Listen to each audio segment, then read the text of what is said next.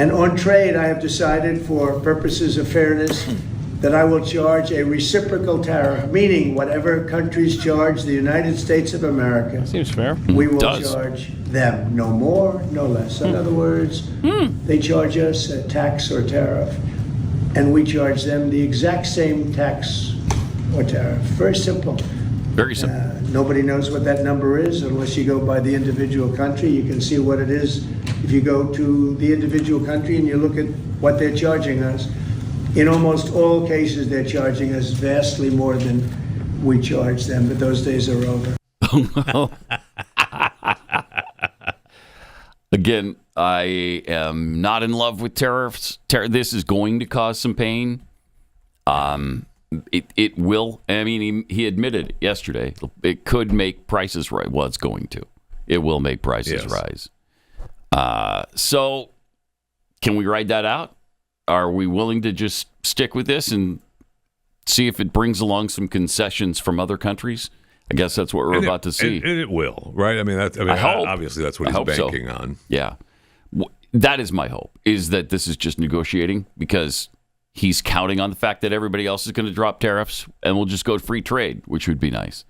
All right, you just compete in our marketplace, we'll compete in yours. Okay, fair and square. Let's see if you can outdo American products without, assessing a 20% tariff on everything we send to you. There was more on these reciprocal tariffs with National Economic Council Director Kevin Hassett. One of the things that we noticed, sir, when you asked us to look into the numbers, was that last year, U.S. companies paid foreign governments $370 billion in tax. And then we in the U.S. Asked them to pay us tax for what they did, and the U.S. gathered $57 billion. And so we paid them $370 billion, and they paid us $57 billion. And when people say, oh, you're doing this tariff thing, how could you do that? Why would you do that? It's so unfair. Let's think about this. They have 3/4 of world GDP. We have 1/4 of world GDP, and we're paying them $370 billion, and they're paying us $57 billion. Yeah, it's amazing. Mm-hmm. Nah, Trump's not going to do that. No, and this is something he's always he's not going to been committed to. If he's not on the right side of those numbers, forget it. I'm not doing it. Yeah.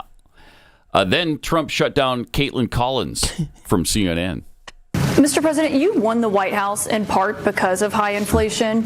If your tariffs make prices go up... Excuse me, we haven't asked you to speak yet, please. Right?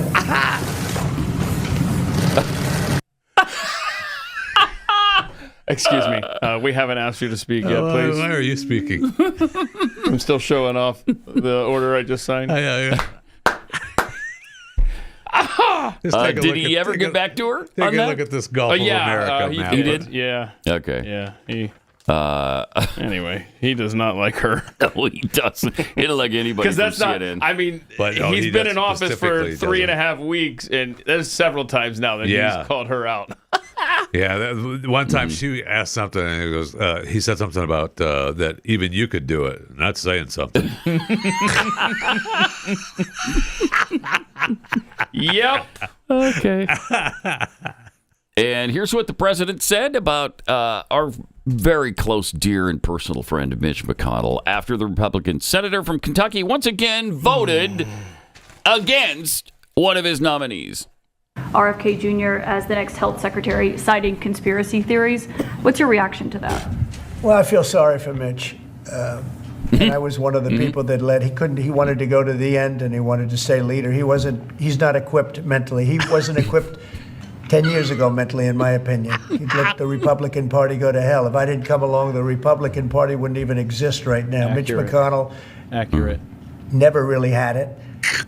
He had an ability to raise money because of his position as leader, which anybody could do. You could do it even. And that's saying a lot. That's saying a lot. But the fact is that he raised money and he gave a lot of money to senators. And so he had a loyalty based on the fact that as leader you could raise a lot of money. Senators would call me and they say, he wants to give me 25 million. Can I take it? I'd say, take the money. Take the money.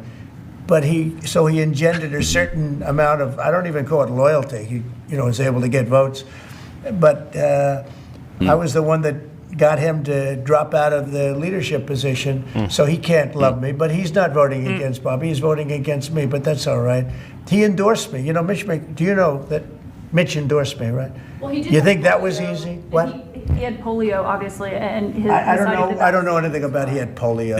He had polio. When he was a kid? I mean, recently? I have no Pause idea. it for a second. Are we talking recently? Like last week he had polio? I love the fact that, That they explains tried the to make wheelchair. him feel bad that he had polio because it's always handicapped, and he always had he's got one leg, I think, Are shorter we really than the going other. back 80 years? Well, that's down. I don't know nothing about polio. for a polio reference? Come on. Well, she's trying to, talk about vaccines here, and how dare? And this is why he didn't vote for RFK. She's trying to give an out to Mitch. Incredible. All right, let him finish.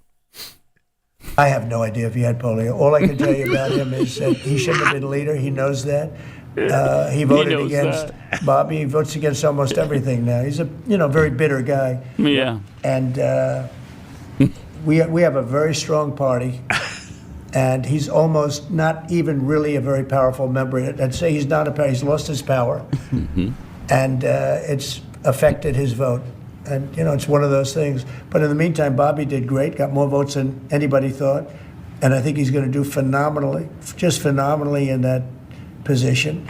And everybody else likewise did well. Not only well, they got more votes than anybody thought. Tulsi, look at how she did. She did great. She did. Yeah. She did great. She's been confirmed. So, all right.